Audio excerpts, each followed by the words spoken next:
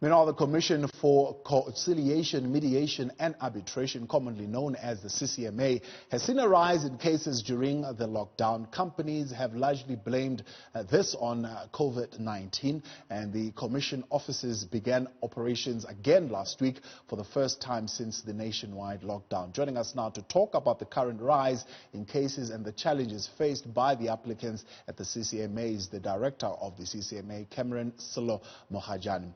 Dr. Morajane, good evening and thank you for your time. The IOL saying that nearly half of the global workforce is in danger of losing jobs, at least in the next 12 months or so. What are you anticipating is going to be the rate and the level of retrenchments in South Africa? Thank you very much for having the CCMA on the show. I can confirm to you that the old expression that we normally use finds application, and that expression is that we are expecting a bloodbath of jobs. That is absolutely correct.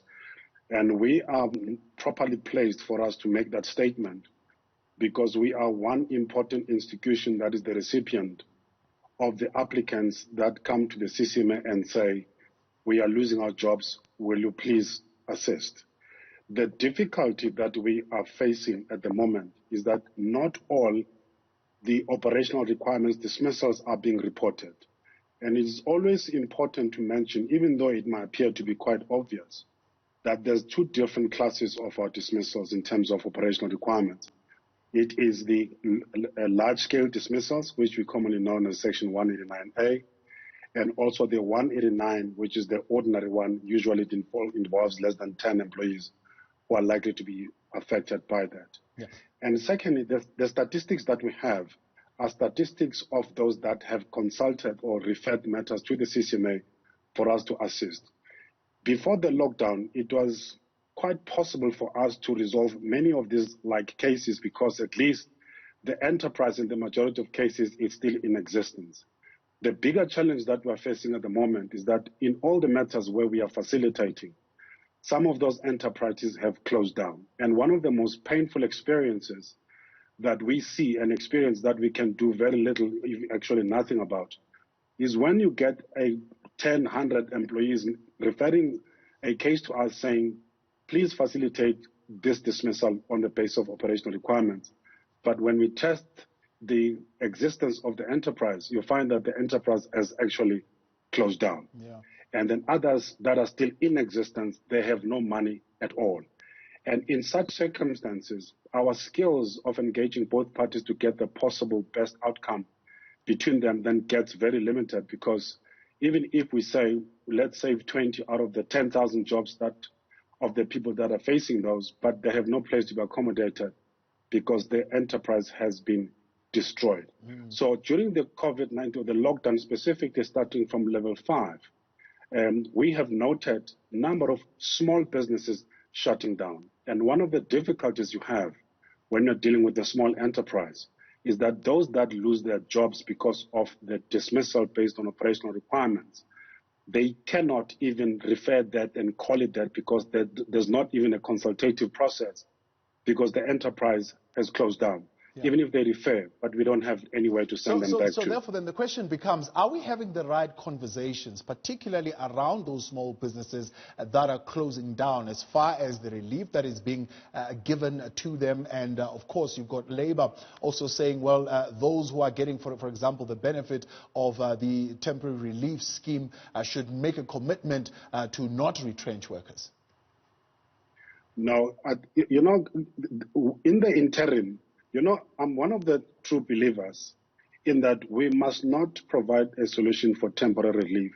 And if we do, we must not lose sight of the very nexus why we are even providing that relief to start off with. The reason why that good deed and good function of providing temporary relief, it's supposed to keep the enterprise afloat until it is able to generate money or income from its known economic streams. But if you do not keep the very heartbeat of the enterprise to beat again, you cannot forever provide that relief because it is temporary.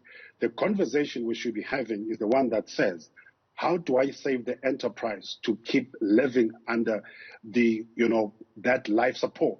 Because beyond assistance, the government does not have unlimited reserves to assist everybody who's facing retrenchment or those don't have income during the period of lockdown. It can only provide temporary relief. The conversation we should be having is how do we then save the life of the enterprise beyond temporary assistance? We are not having that conversation. We are reacting to the COVID-19 lockdown as if temporary assistance will be there for life. It's not. It's temporary. Let's have a conversation on how we keep it alive beyond whatever level of lockdown that we have. That even if we say we are assisting, you're not assisting for the next 6 or 12 months. You must assist to keep it alive so that it can continue to provide income for it to continue to exist. Until we have that conversation, then we're not going to be able to resolve. Business leadership estimating a minimum of 1 million jobs that will be lost, and at a maximum, we're talking 3 to 4 million. Is there hope of saving any of those? But let us not pin our lives on hope, but is there a plan, particularly from the National Command Council? There is. You see, the one important thing, I think that's where we're making a mistake, that we are looking at the consequence of a material discussion that happens at the National Command Center. The Command Center's focus is to save the economy also, is not only to save us from the COVID, but the conversation that we should be having is that what institutions do we have in the economy that has the propensity to save those kinds of jobs, including, for example, we've got the productivity SA that specializes in turnaround solutions. Such institutions, together with the CCMA and other experts in the labor market, we should be having an intelligent conversation that versus the total number of jobs that can be lost. Let's talk about the jobs to be saved, not jobs to be lost, because that's a negative conversation. And in discussing that, you're going to have to discuss the DNA of the entity we're talking about for us to save it. One thing that we must settle on, we will not be able to save all those jobs that we are talking about. That is very clear. It's not about whether we can save them. It's about a question of mitigation. How much of that can you save? But to do that, you've got to have the enterprise working. To get the enterprise working, you've got to get the economy working. That is the conversation we should be having.